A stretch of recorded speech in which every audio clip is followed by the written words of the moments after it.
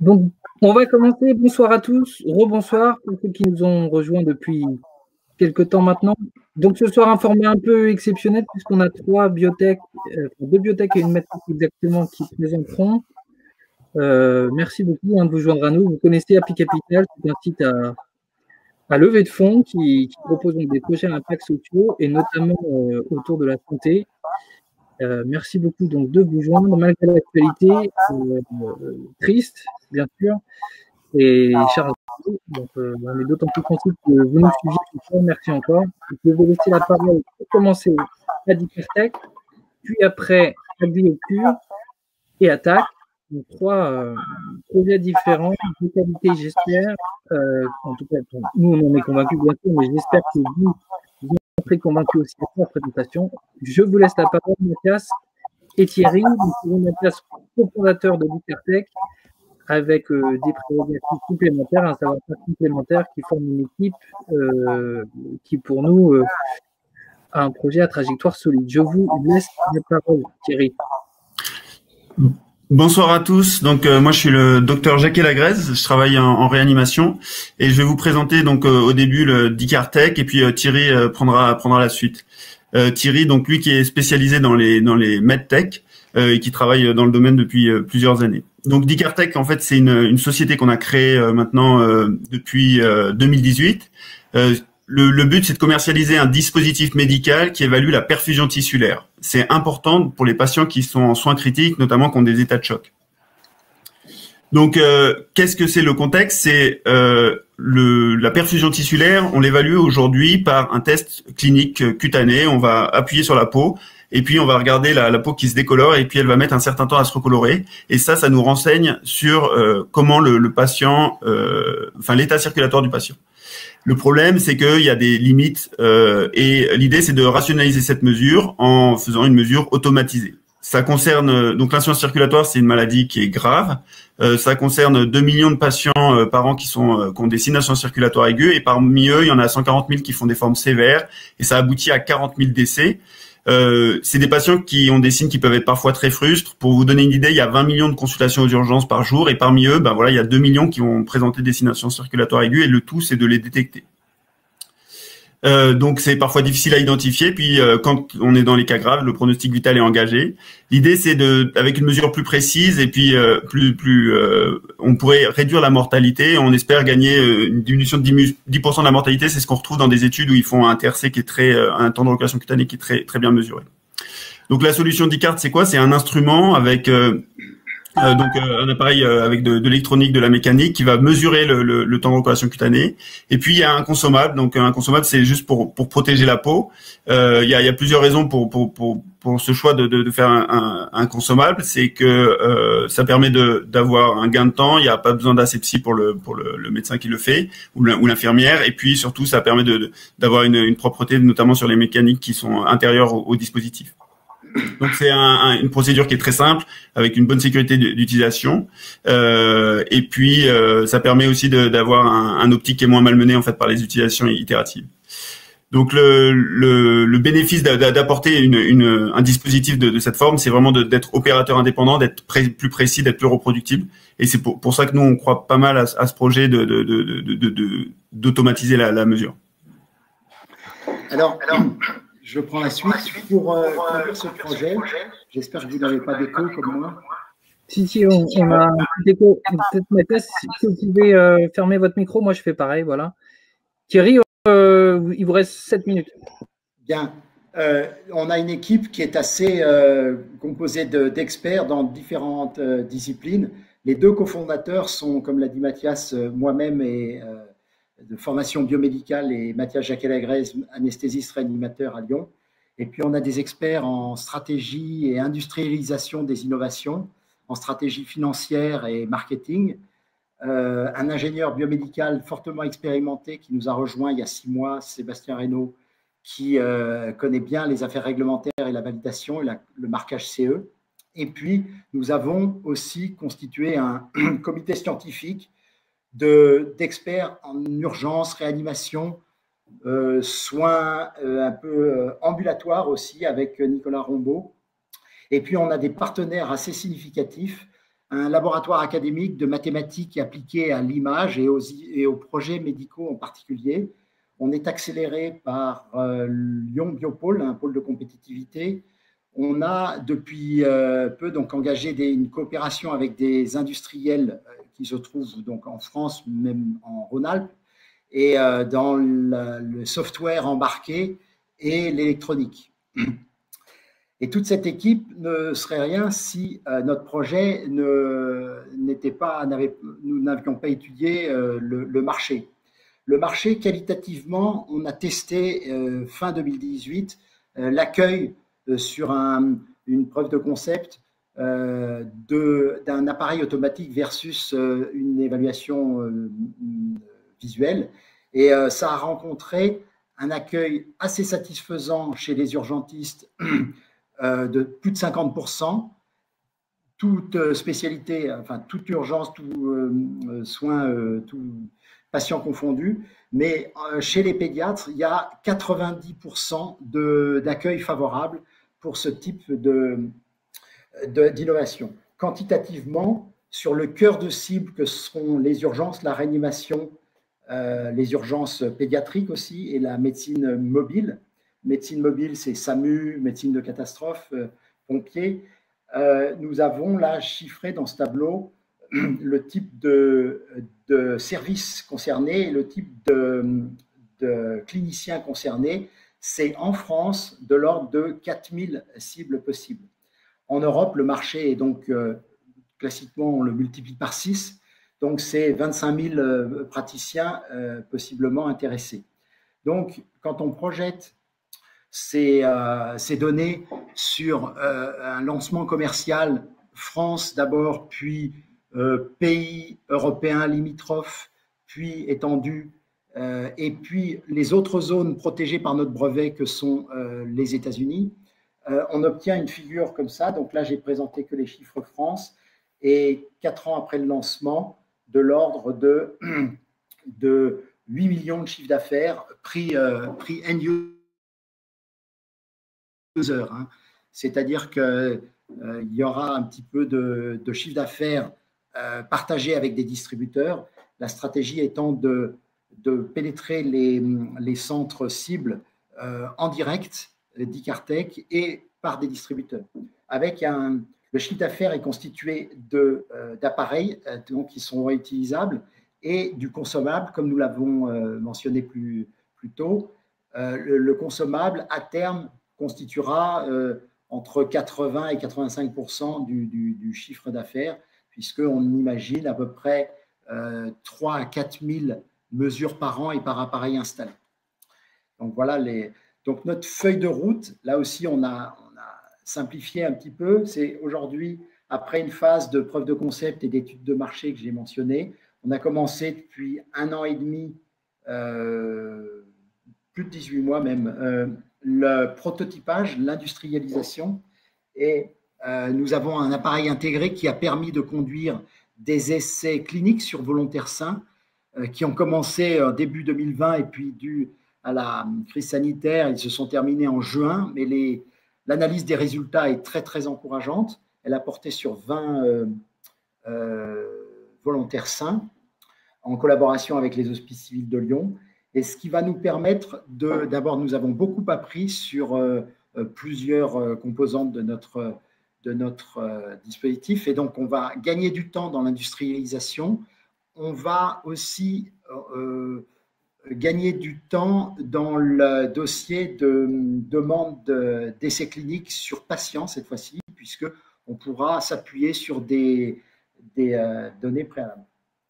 Voilà donc un peu notre feuille de route, et on vise donc un marquage CE, donc une autorisation de mise sur le marché fin 2021. Ça fait maintenant 14 mois. On a commencé le travail réglementaire, système d'assurance qualité et marquage CE par l'analyse de risque et plusieurs composantes que connaissent les spécialistes depuis juin 2020. Donc, ça fait déjà 4 mois qu'on travaille d'arrache-pied sur ce sujet. Donc, les 12 mois pour la certification sont tout à fait en ligne avec les actions qu'on a menées. Et je terminerai par un pas un slogan, mais quelque chose qui résume un petit peu notre objectif, notre fil rouge, c'est que Descartes, ce qu'on vise, c'est que ça devienne un appareil courant, aussi courant que le thermomètre l'a été alors ces 3 photos, images peut-être quelques décennies, mais c'est à peu près ça, c'est-à-dire un appareil à la portée du non-expert et qui permettra le tri aux urgences et le suivi très précis en réanimation. Voilà, merci de votre attention. Merci beaucoup Thierry, c'est super, c'était 10 minutes, donc merci d'avoir joué le jeu, c'est super. Alors on a quelques questions autour du marquage CE, mais tu y as répondu. Et Jean-Luc aussi, alors Jean-Luc vous accompagne donc sur cette levée de fonds au même titre que nous sur des investisseurs différents. Il est aussi dans les prérogatives financières avec vous, en bienveillance, en partenariat, et il est actionnaire chez vous. Voilà, donc la certification de marquage CE, on a compris qu'elle a débuté en Q2 2020 et que ça prendra 18 mois. Tu l'as dit aussi. Il y a une question de Julie.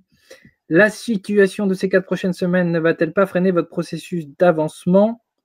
Alors, est-ce que tu peux nous donner un peu ton plan? Oui, on y a réfléchi encore hier. C'était avant que parle le président, mais vraiment les phases immédiates là ne sont pas impactées.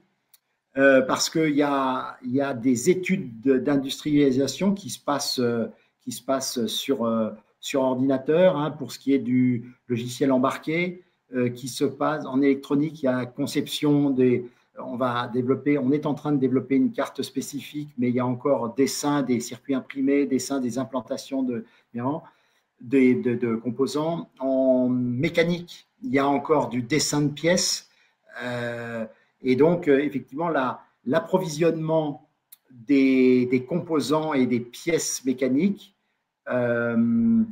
et la mise en œuvre de la fabrication d'un moule vont intervenir, si on est en ligne avec notre plan, début janvier. Début et mi-janvier. Voilà. Et si je peux me permettre, je vois une question. Quel est le prix de revient du Descartes? Pardon, mais je veux Vas-y, enchaîne, hein, je t'en prie. Ouais, moi Ah ben d'accord, pardon. Donc là, effectivement… Alors, tu vois, cette question, c'est aussi une question que peut-être tu as abordée dans le message que je n'ai pas vu, qui est la question de, voilà, quelle est l'année à partir de laquelle tu vas être rentable, si on peut venir un peu dans les chiffres. Oui, je comprends. Oui. Effectivement, pour aller vite, j'ai sélectionné quelques informations. Les essais pré-industriels, là, nous ont conduit on a un prix de revient de l'instrument qui sera entre 300 et 350 euros. Et le prix de vente, là, on travaille sur des fourchettes, hein, sera entre 1500 et 2000 euros.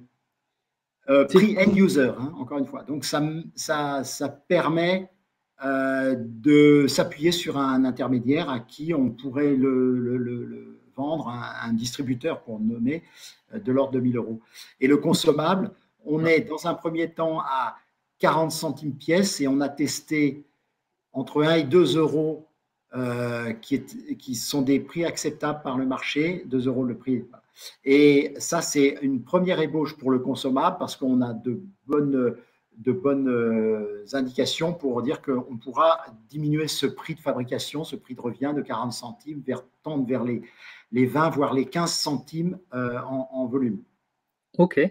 La rentabilité, dans les simulations que l'on fait, elle intervient en 2023.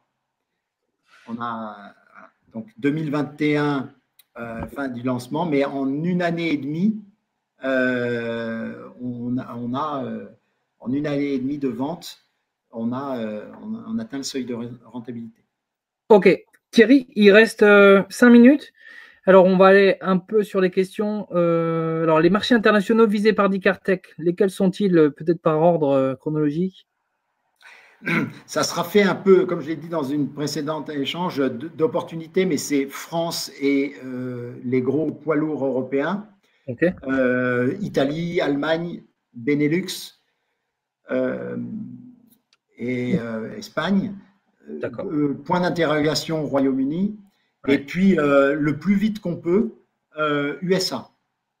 Et on entreprend notre démarche réglementaire pour être d'emblée accepté par le marché américain. Il y a une procédure qui est unique, et qu'on peut entreprendre dès maintenant, qui s'appelle le MDSAP.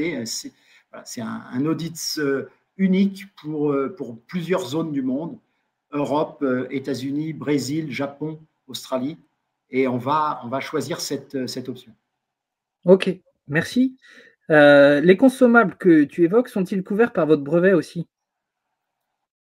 Oui, absolument. Le consommable, bien sûr, est couvert par le brevet, et aussi bien dans la forme des revendications France, Europe et USA. Ok, merci. Monsieur Lewy qui pose la question de savoir si tu peux développer un peu ton dispositif évaluation numérique du TRC, donc temps de recoloration cutanée. J'ai cru lire que ça mixait de l'énergie électrique et pression mécanique. Très schématiquement, la base, c'est on mime le processus humain, c'est-à-dire il y a une pression avec un doigt presseur qui est calibré en force et en surface, et puis au retrait de ce doigt presseur, il y a une prise d'image à haute fréquence et haute résolution, puis une analyse d'image, aujourd'hui avec un algorithme complètement original, développé en collaboration avec ce laboratoire de mathématiques.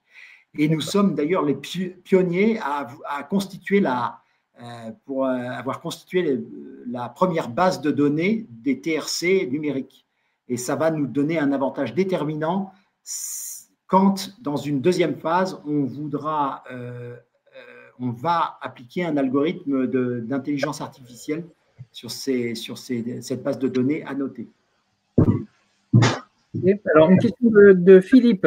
Est-ce que tu peux préciser les modes de commercialisation? Tu auras des prescripteurs? Quels sont tes premiers clients? Comment tu feras parler L'étude clinique sera suivie d'une publication médicale, déjà celle sur volontaires sains, puis l'étude clinique sur patients, dont on va déposer le dossier avant Noël pour espérer avoir une réponse. Là, c'est une petite incertitude de la réaction des autorités, mais premier trimestre 2021, donc on sera en capacité de la commencer en avril 2021, donnera lieu à une publication. Et donc, c'est les leaders d'opinion que l'on va aussi agréger à notre projet qui vont tester et publier sur cet appareil, qui vont être des prescripteurs ou des early adopters. Et donc, la suite, ça sera basé sur des distributeurs qui commercialisent d'autres dispositifs auprès des mêmes cibles d'utilisateurs que nous. D'accord. Merci. Alors, il y a une question de monsieur Lewy. Est-ce que l'appareil d'Icart est censé remplacer une procédure visuelle et humaine? Jean-Luc a répondu absolument. Remplacer la mesure imprécise opérateur indépendant par une mesure systématique, reproductible et fiable. Tu veux rajouter quelque chose sur ce sujet? Non, c'est très bien, oui. D'accord.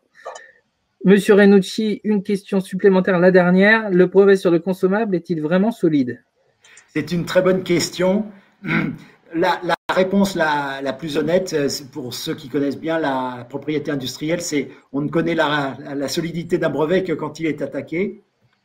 Mais voilà, on a ferraillé jusqu'en juillet dernier auprès des examinateurs américains et on a eu la réponse en août qu'il était adopté officiellement, définitivement et complètement. Donc, voilà, c'est quand même des gages de qualité. Examinateurs européens et examinateurs américains, c'est pas détendre. Des questions. Ok. Donc voilà, donc ça comment dire, c'est une gageure que d'être passé ou d'avoir franchi cet obstacle. Alors Thierry, merci beaucoup pour ta présentation. Je souhaite au Dicart la destinée du thermomètre. Et merci beaucoup pour votre temps aussi, Jean-Luc et Mathias. Vous êtes invités à rester, bien évidemment. Et on va maintenant passer à Gliocure. Louis-Marie, est-ce que tu nous entends? Est-ce que tu es là? Je vous entends et je suis là. Bonsoir Louis-Marie. Bonsoir à tous. Merci à Vital de me donner l'opportunité de vous présenter Gliocure.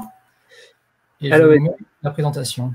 On t'en prie. Louis-Marie, c'est un plaisir. Donc, Gliocure qui est de retour sur la plateforme après avoir fait une levée de fonds 250 000 € il y a maintenant un an et demi.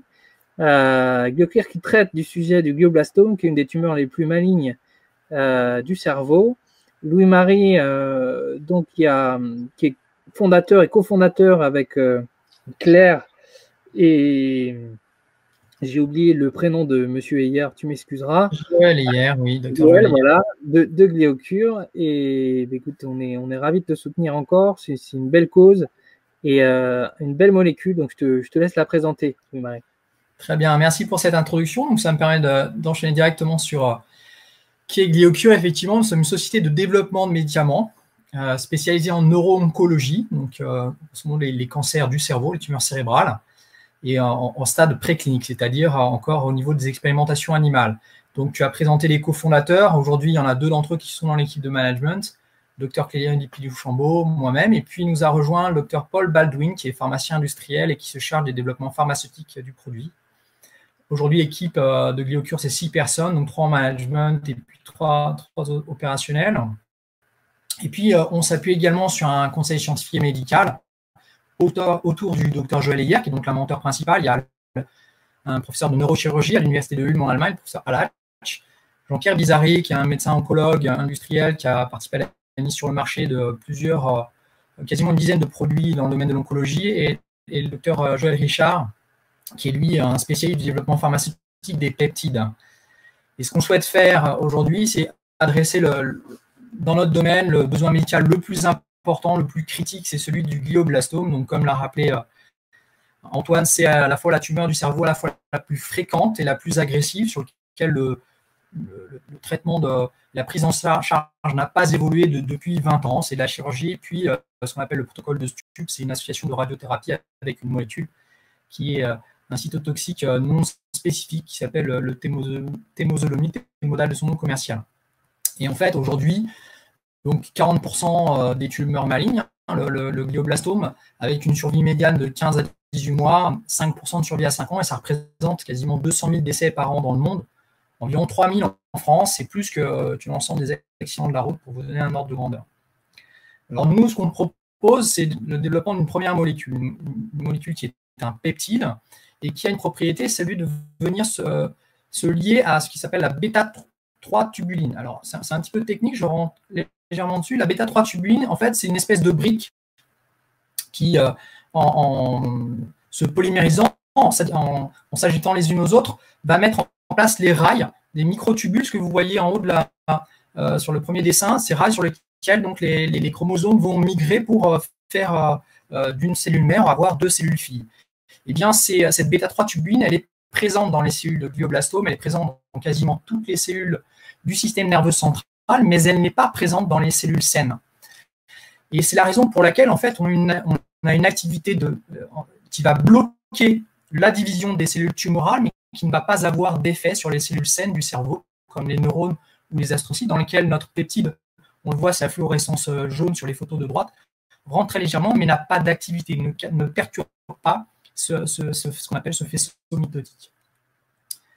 Donc cette activité et les résultats qu'on a pu obtenir avec cette molécule, alors in vitro, c'est-à-dire quand on est sur les boîtes de Petri, si vous voulez, sur des cellules, eh bien c'est le fait qu'on a pu démontrer que la molécule rentrait de manière préférentielle donc dans ces cellules de glioblastome, qu'elle n'avait pas de toxicité sur les cellules saines du cerveau et qu'elle avait une efficacité sur un panel relativement large de cellules de glioblastome humaines, y compris celles qui sont résistantes au traitement standard, ce qu'on appelle les cellules souches cancéreuses, les cellules souches de glioblastome.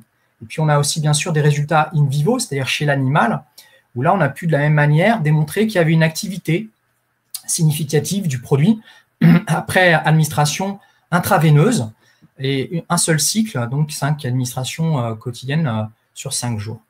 Et puis à côté de ça, bien sûr, ce qui est toujours important dans le développement d'une molécule, il faut qu'il y ait un bénéfice, mais il faut aussi qu'il y ait une bonne tolérance, une absence de toxicité. Et ça a pu être démontré aussi que la molécule avait un très bon profil en termes de toxicité et pas d'atteinte en fait, ni sur les tissus, ni sur les cellules saines. En termes de propriété, bien sûr, c'était toujours important de pouvoir avoir le maximum de propriété et de protection. Donc, en fait, nous, aujourd'hui, la molécule, elle est protégée par 2 familles de brevets qui sont délivrés dans les pays et les zones que vous voyez en vert. Donc, à la fois en Amérique du Nord, en Europe, en Chine et au Japon, et encore en review pour la deuxième famille en Inde. Ce qui nous permet d'avoir une couverture brevetère jusqu'à l'horizon de la fin 2029 et sur laquelle on a par ailleurs une totale liberté d'exploitation, GlioCure étant le seul à avoir les droits exclusifs sur l'ensemble de ces deux familles de brevets. Et puis une possibilité de protéger à nouveau et de recréer donc de la protection pour une durée de 20 ans avec les nouvelles posologies, formulations de notre molécule. Un autre élément qui est important à prendre en considération sur le domaine du glioblastome, c'est le fait de pouvoir obtenir des désignations de médicaments orphelins. Ça, c'est un mécanisme assez particulier qui permet en fait d'avoir des exclusivités commerciales entre 7 et 10 ans selon les zones, mais à partir de l'autorisation de mise sur le marché. Donc en fait, on a tout le temps du développement et ensuite on va avoir, donc au moment où les autorités réglementaires disent vous pouvez commercialiser, encore 7 ou 10 ans, 7 ans aux États-Unis, 10 ans en Europe, sur ces marchés. Donc notre objectif, c'est de développer GC01 en première indication sur le glioblastome. On le fait en partenariat notamment avec l'Université d'Angers, le laboratoire MINT, mais aussi parce que c'est toujours important de pouvoir tirer le meilleur parti et d'exploiter au mieux une molécule. On cherche à vérifier l'intérêt de cette molécule aussi dans d'autres tumeurs cérébrales qui surexpriment la bêta-3-tubuline. On le fait en collaboration avec l'Université de Ulm en Allemagne, mais aussi on a mis en place un accord de transfert de matériel avec l'Université de Northwestern à Chicago, qui est un des grands centres de lutte contre les tumeurs cérébrales aux États-Unis, reconnu comme tel par les NIH. Et sur d'autres tumeurs solides surexprimant la bêta-3-tubuline, on est en train de lancer des travaux avec l'Institut Curie pour voir s'il y a un intérêt à notre molécule sur donc d'autres indications comme le cancer du sein, le cancer du poumon dans la petite cellule ou le cancer des ovaires. Et puis, de manière très amont pour le coup, on souhaite aussi dérisquer avec une seconde molécule qui aujourd'hui est donc très en amont, mais en restant sur notre indication première de la neuro-oncologie. Donc là, il s'agit d'une forme extrêmement virulente de gliome chez l'enfant, et on le fait en collaboration avec l'Université de Nantes. Donc aujourd'hui, l'environnement concurrentiel, il est assez important dans notre domaine, comme d'ailleurs dans tous les domaines en oncologie. On a répertorié 475 essais cliniques qui sont aujourd'hui actifs à travers le monde. Il y a seulement 10 molécules qui sont aujourd'hui en phase 3, qui est la dernière phase clinique avant les autorisations d'essais cliniques. Vous savez, on a phase 1, on vérifie l'absence de toxicité chez l'être humain. Ensuite, phase 2, on fait les premières preuves d'efficacité. Puis phase 3, sur un plus grand nombre de patients, sur une durée plus importante, on va s'assurer que statistiquement, oui, il y a bien une efficacité et toujours une absence de toxicité, bien sûr. Et donc, aujourd'hui, seulement 10 molécules qui sont à ce stade, j'ai envie de dire juste avant la commercialisation, et aucune d'entre elles, dans tout ce pipeline clinique, n'est une molécule qui est spécifique sur la bêta-3-tubuline.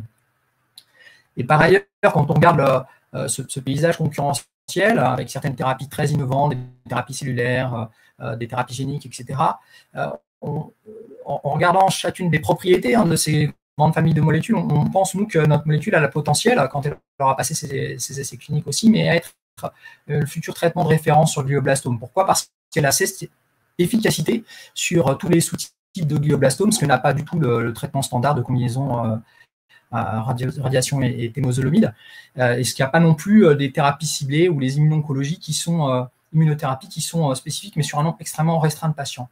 Elle a donc cette efficacité pour GC01 aussi sur les cellules souches cancéreuses, une très bonne tolérance, qui n'est pas le cas d'un certain nombre de thérapies ciblées aussi. Et puis, on n'a pas confronté à des problématiques majeures et compliquées de bioproduction, puisque c'est un peptide qui est produit en synthèse chimique. Et enfin, et pour cette raison-là, nous sommes une molécule propriétaire, donc on aura un prix élevé, bien sûr pas génériqué, contrairement au traitement standard, et puis surtout un coût de fabrication qui est beaucoup moins important que une fois de plus, les biothérapies.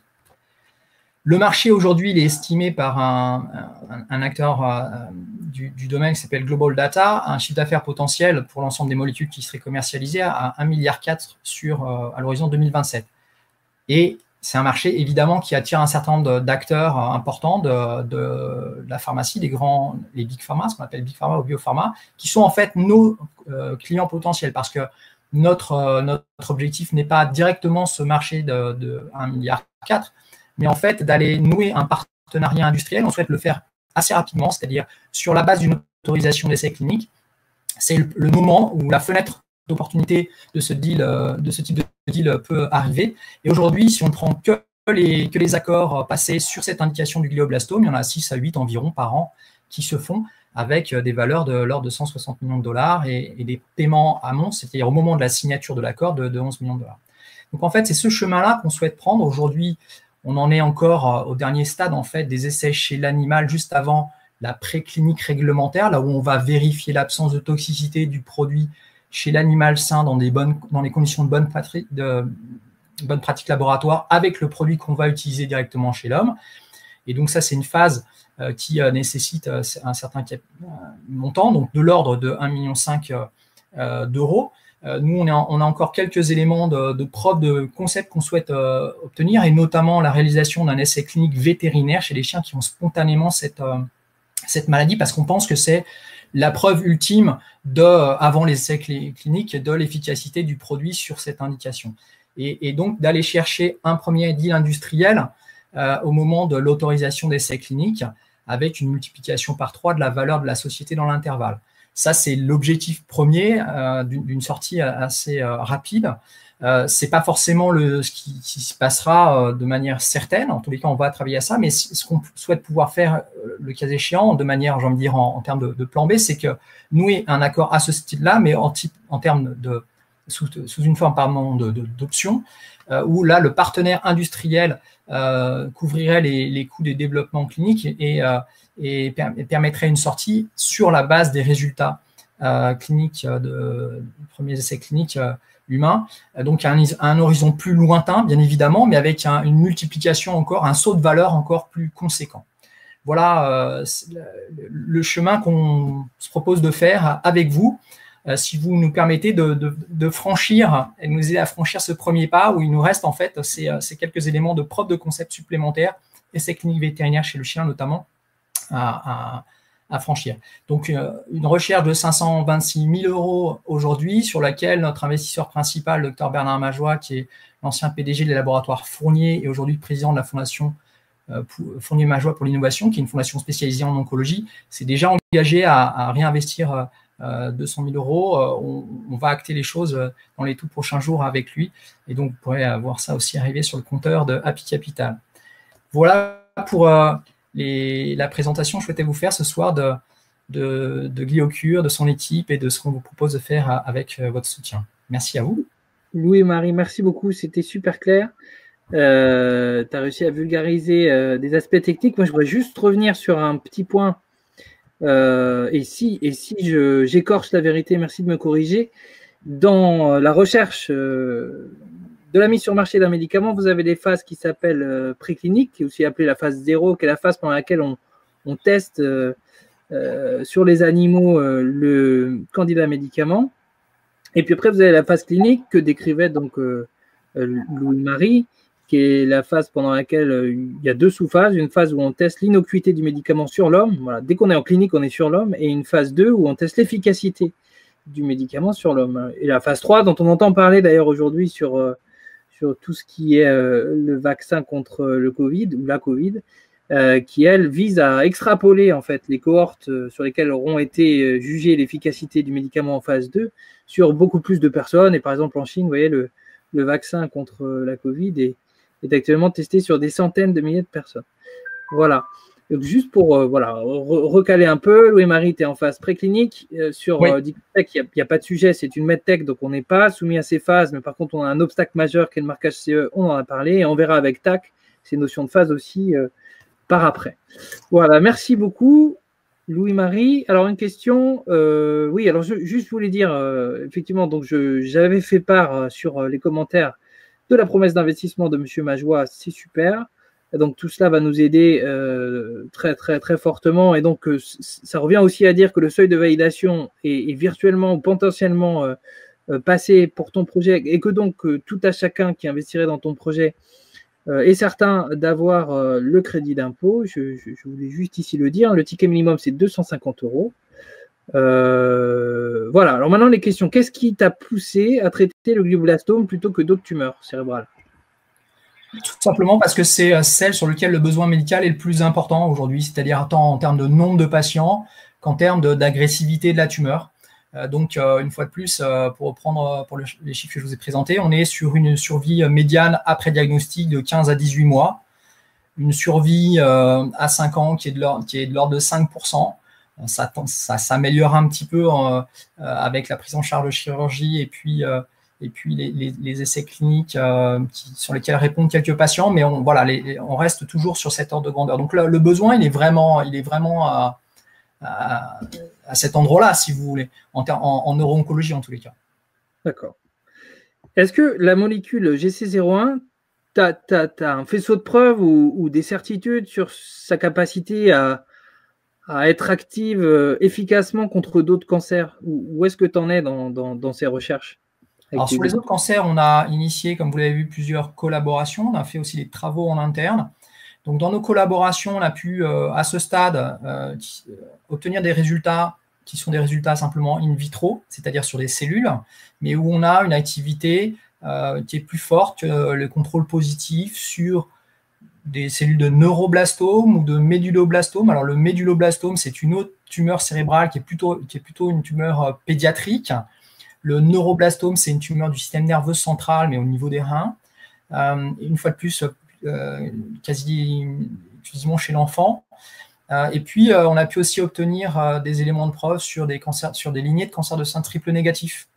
Avec un élément intéressant pour nous, ce serait d'adresser ces autres tumeurs ou ces autres cancers, notamment par la problématique des métastases cérébrales. Parce qu'aujourd'hui, le cancer du sein, les cancers du poumon, les mélanomes sont des cancers qui sont les gros pourvoyeurs en fait, de métastases cérébrales et c'est une des raisons pour lesquelles certains de ces cancers on n'arrive pas à les guérir parce qu'effectivement, il y a des métastases, et y compris cérébrales, et celles-ci, on ne sait pas les traiter en fait.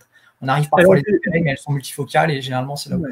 Donc, juste un point de définition, et désolé d'insulter la culture des uns des autres, je ne sais pas quel est le niveau de connaissance. La métastase, c'est donc une tumeur qui est issue d'une tumeur originelle et qui souligne donc quand il y a sa présence qu'il y a une tumeur ailleurs à chercher. C'est-à-dire qu'on sait analyser qu'une tumeur est une métastase et donc il faut chercher le foyer tumoral original. Voilà. Et c'est vrai ce que tu dis, que très souvent les cancers du poumon envoient des métastases cérébrales et donc ça souligne aussi le fait que des cellules cancéreuses transitent dans le sang et donc c'est une sorte comment dirais-je de contrôle difficile à tenir sur les cellules cancéreuses dès lors qu'il y a eu un foyer secondaire. Je t'en prie. Et alors, juste pour préciser ça, sur le cancer du sein triple négatif, celui qu'on arrive le moins bien à traiter aujourd'hui, en fait, on sait que les patientes, ça c'est dans la littérature, on sait que les patientes qui ont des cancers qui surexpriment bêta-3, tubuline, sont à la fois résistantes au traitement standard actuel, par Taxotere, une autre molécule qui bloque la division cellulaire, mais de manière complètement non spécifique. Et elles sont aussi sujettes, ont une prédisposition à justement avoir ces métastases cérébrales. Donc on a typiquement sur cette indication une molécule qui pourrait répondre à celle-ci. Et c'est la raison d'ailleurs pour laquelle on a réussi à mettre en place ce MTA avec Northwestern University, avec une équipe dans laquelle se trouve aujourd'hui Roger Stupp, c'est-à-dire celui qui a mis en place le traitement standard du glioblastome au niveau mondial, celui qui était l'investigateur principal. Il est aujourd'hui à Northwestern, et ils ont été accrochés par notre produit justement par ce mécanisme d'action-là, puisque l'équipe travaillait déjà sur cette problématique de la surexpression de bêta-3 tubuline dans les cancers du sein. D'accord. Alors la bêta-3 tubuline, c'est cette peptide qui permet de faire que les cellules cancéreuses se divisent en plusieurs cellules. Et donc GC01 sait bloquer la bêta-3 tubuline, ou saurait, puisque vous êtes en test, mais c'est bien là le procédé. Et cette bêta-3 tubuline n'est présente que dans les cellules cancéreuses. C'est là où tu dis que GC01 est spécifique. En d'autres termes, GC01, la molécule sur laquelle vous travaillez, sait faire la différence entre une cellule saine et une cellule cancéreuse. Ce que ne peut pas faire en chimiothérapie, par exemple. Enfin, je vulgarise sans doute de manière outrancière vu les. Non, mais je me permets juste de repasser ça et de le faire peut-être plus lentement. Je vous invite à regarder notre petite vidéo qui explique ce mécanisme d'action. Qui est présente sur la page sur la chaîne YouTube et sur la page Happy Capital. Mais effectivement, vous voyez sur l'image violette en haut, une cellule qui se divise avec les espèces de rails orange, hein, ce sont des microtubules. Donc les microtubules, c'est ni plus ni moins qu'un empilement de tubulines libres où il y a ces deux petites boules, là, hein, une orange et une jaune d'un côté et deux jaunes de l'autre, et qui se forment ensemble et elles font cette espèce de cône. Donc c'est ça, cette microtubule sur lesquels vont migrer les chromosomes. Et en fait, dans les cellules cancéreuses, il y a cette tubuline qui a une forme particulière qui s'appelle bêta-3 tubuline. Et nous, donc ça, c'est une protéine, hein, mais notre peptide, il vient se coller à cette bêta-3 tubuline et il l'empêche de s'empiler et donc de faire ses rails. Alors qu'il ne va pas se coller à d'autres bêta-tubulines et les rails des cellules saines vont pouvoir se faire et les cellules saines qui doivent se diviser, hein, parce que c'est important que nos cellules, la plupart d'entre elles se divisent, elles vont pouvoir continuer à se diviser. Et c'est ça l'avantage majeur qu'a notre produit, c'est qu'il va bloquer, vous voyez avec la croix, on bloque la division cellulaire. Et ça, on l'a vérifié in vitro, on le vérifie in vivo par le gain de survie ou la réduction de la croissance tumorale chez l'animal. Il faut bien sûr montrer que cet effet sera aussi efficace et suffisamment efficace chez l'être humain pour en avoir la preuve formelle, in fine. Mais donc, le peptide va avoir cette activité sur les cellules cancéreuses, elle ne l'aura pas sur les cellules saines, et ça, c'est un avantage majeur par rapport aux traitements standards actuels qui sont parfois extrêmement puissants, qui vont empêcher les cellules de se diviser, mais ils vont le faire de manière non spécifique, et donc c'est pour ça qu'on a ces fameux effets secondaires de la chimiothérapie.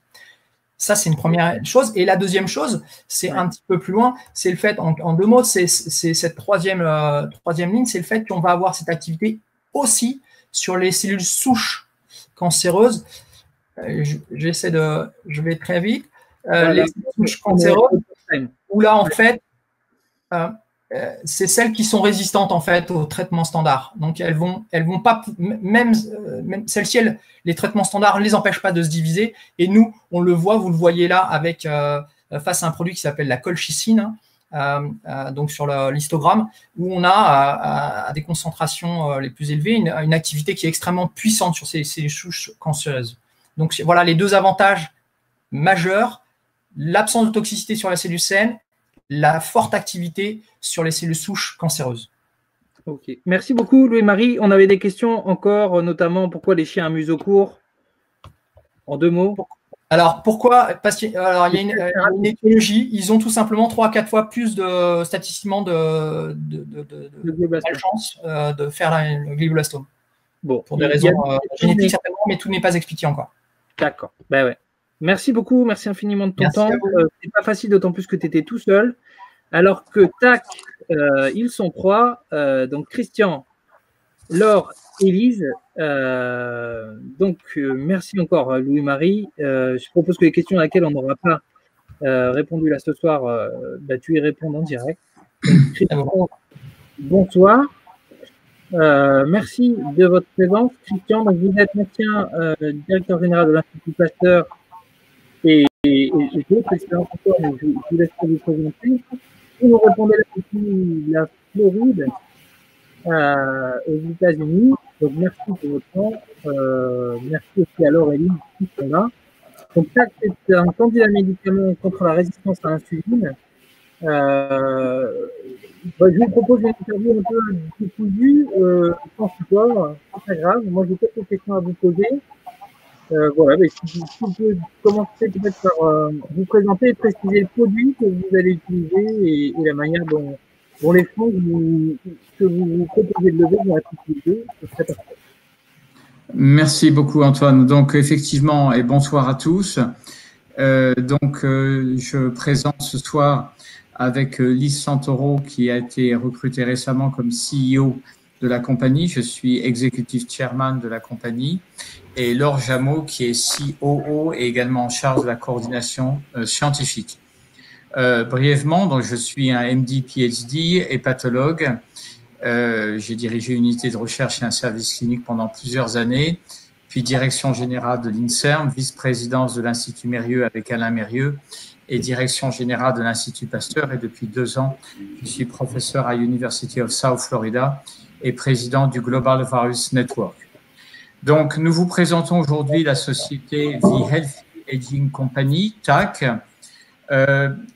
donc Antoine y a fait allusion, The Healthy Aging Company est bâtie autour d'un produit avec un nouveau mécanisme d'action, qui est un bon exemple d'ailleurs d'un partenariat sur le long terme entre académiques et industriels au plus haut niveau, et qui cible effectivement la résistance à l'insuline et ses conséquences. La résistance à l'insuline, je rappelle que c'est évidemment un facteur de risque majeur pour le diabète. Et évidemment, le diabète, ça n'est pas besoin de redonner les chiffres, c'est un marché absolument énorme et un besoin médical absolument majeur. Mais la résistance à l'insuline, c'est également un facteur de risque pour un certain nombre d'autres maladies. C'est une maladie systémique, en particulier neurodégénérative, Alzheimer, cancer, maladie du foie, non-alcoolic steatohepatitis. Notre stratégie est basée sur la production, la mise en place, la démonstration d'efficacité d'un nouveau médicament contre le diabète traité à une phase précoce. Il faut savoir que c'est un besoin médical important, d'une part par la fréquence, bien sûr, des diabétiques, ce que j'ai déjà dit, mais également par le fait que malgré les progrès thérapeutiques très importants qui ont été réalisés sur le diabète au cours des années précédentes, ça reste un besoin médical fort. Les dernières molécules, en plus de la metformine, qui est le traitement classique, ont une efficacité indiscutable. Mais le problème, c'est qu'au bout de plusieurs mois ou années, on voit l'efficacité arriver à un plateau, alors que la résistance à l'insuline, elle continue à augmenter. Et malheureusement, une proportion forte de ces patients va évoluer vers le traitement par insuline. Donc, notre produit a un mécanisme d'action que je n'ai pas le temps de détailler, mais complètement original et différent, profondément différent des mécanismes d'action des autres médicaments sur le diabète. Et nous avons donc une molécule dont la première indication est le diabète précoce et que nous voyons comme un add-on, c'est-à-dire que nous le voyons par la complémentarité de ces actions comme associé aux traitements qui ont actuellement montré leur efficacité, mais en augmentant cette efficacité et en la prolongeant. La compagnie est basée sur une propriété intellectuelle très solide que je ne vais pas détailler. La question que vous pouvez peut-être vous poser, c'est pourquoi avoir appelé cette compagnie The Aging Company? Bien, d'une part, parce que la résistance à l'insuline est un facteur majeur du healthy aging, et aussi, sans entrer dans les détails, que dans nos modèles expérimentaux de souris exprimant la protéine, nous avons constaté de façon constante que quand elles arrivent à un âge avancé, eh bien, elles se portent beaucoup mieux que les souris contrôle. Et en fait, notre molécule intervient réellement dans le healthy aging. Donc, un mécanisme nouveau, un produit ciblé sur le diabète en phase précoce, complémentaire des traitements existants et une ouverture potentielle sur d'autres pathologies par la résistance à l'insuline. Alors du coup, Christian, je vous interromps. Pardon, Christian, excusez-moi, juste parce que le temps passe. En termes de mode d'administration et de phase, puisqu'on a rappelé ce qu'était la phase préclinique, la phase 1 et 2, est-ce que vous pouvez nous en dire un peu plus? Alors, en fait, donc j'allais y arriver, effectivement. Donc, non, mais c'est très bien. Donc, nous avons une stratégie qui est donc clairement définie. Et pour comprendre cette stratégie, c'est un avantage majeur de la compagnie. Il faut savoir qu'il y a quelques années, nous avons pu, dans le cadre d'études de l'efficacité de la molécule sur le foie, je suis hépatologue au départ, nous avons pu réaliser des phases 1, puis une phase 2 avec cette molécule. Autrement dit, notre produit notre société est basée sur un produit qui a déjà franchi les barrières de la production en GMP, des autorisations réglementaires et de la réalisation d'une phase 1 et d'une phase 2. Donc, dans ce contexte, notre stratégie, c'est la production en GMP de la protéine, bien sûr, pour avoir le matériel nécessaire, la réalisation très rapide, vu ce qu'on a déjà fait d'une phase 1, pour démontrer la possibilité d'utiliser par voie sous-cutanée notre molécule, et la réalisation de phase 2, une en Europe et une aux États-Unis, démontrant l'effet synergique, additif de notre molécule par rapport à la metformine d'une part, et pour l'autre étude, à des produits comme les agonistes de récepteurs GLP-1, liraglutide, ou éventuellement d'autres molécules. Ceci est en cours de discussion. Donc, phase 1 rapide, parce qu'on a déjà fait une phase 1, phase 2, qui vont nous amener en 2024 à une situation où les investisseurs pourront voir les résultats des premières études de phase 2 et bien sûr, si elles sont positives, avec une valorisation extrêmement importante de la compagnie et un exit possible. Alors justement, puisqu'on en parle, on peut voir dans vos chiffres, et notamment ceux de cette année, que vous faites déjà du chiffre d'affaires. Ça vient du fait que vous avez cédé localement, et donc en Chine, le brevet autour de la résistance à l'insuline. Est-ce que vous pouvez nous en dire plus sur ce choix stratégique et ce qu'il en découle en termes de partenariat avec ces partenaires chinois? Alors, la compagnie a effectivement été initiée grâce à des investisseurs chinois qui ont mis 2 millions d'euros, qui ne sont pas actionnaires. Hein, l'actionnariat est limité aux fondateurs. C'est un actionnariat qui est très simple.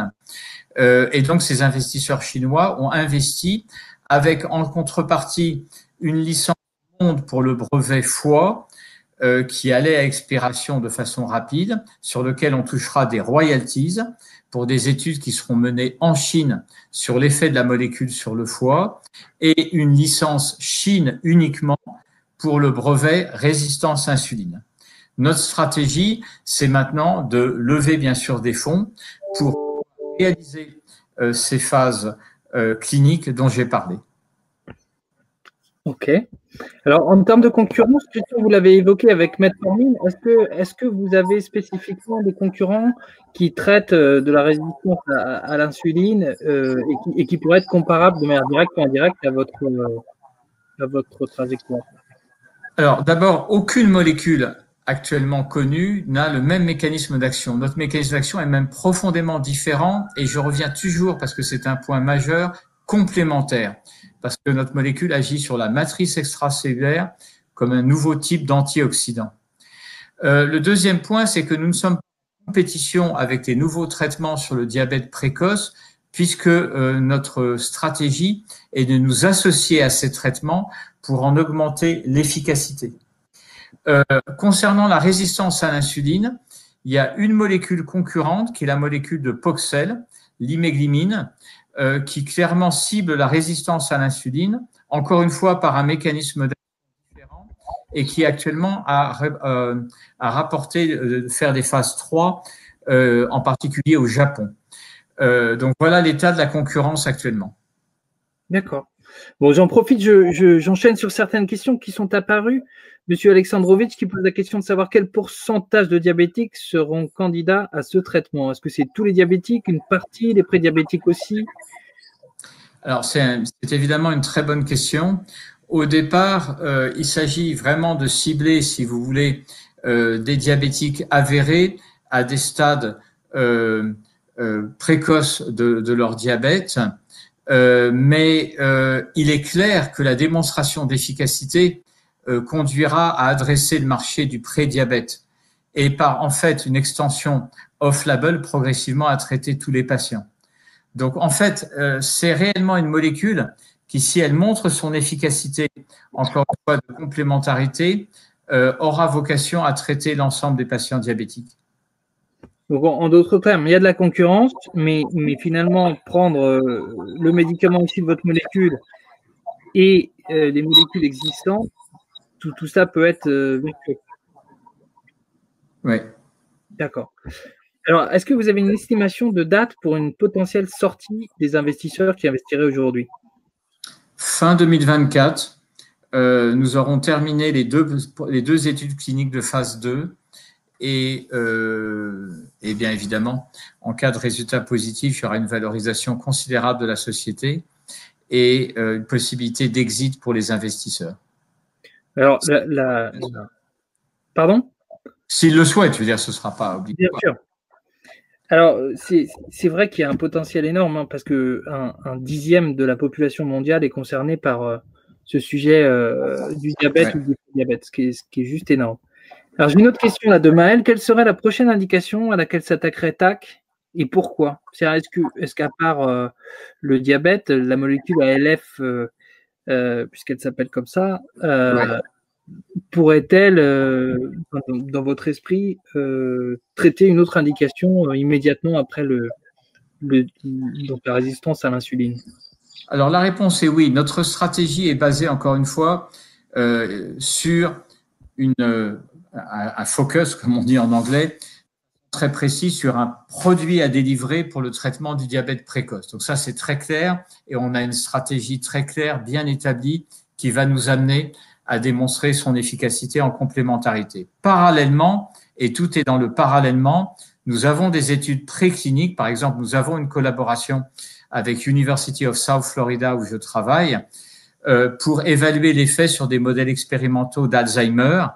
Et effectivement, nous avons également des projets sur un autre aspect dont je n'ai pas parlé parce qu'on ne peut pas parler de tout, mais qui est l'aspect microbiote intestinal. Notre molécule a un effet sur le microbiote qui d'ailleurs explique peut-être probablement une partie des résultats que nous avons vus. Là aussi, nous avons des collaborations précliniques, académiques, qui nous permettront, quand on aura je dirais, fait avancer le projet prédiabète, de pouvoir enchaîner effectivement avec d'autres indications, neurodégénératives, Alzheimer, cancer potentiellement, sans entrer dans les détails, et maladies inflammatoires, tube digestif ou foie, possiblement. D'accord. Et vous parliez aussi de la NASH, en fait, hein? Oui, je mettais la NASH dedans. Il y a beaucoup d'indications actuellement. La NASH est un domaine hyper difficile, sur lequel il y a eu des échecs retentissants récemment.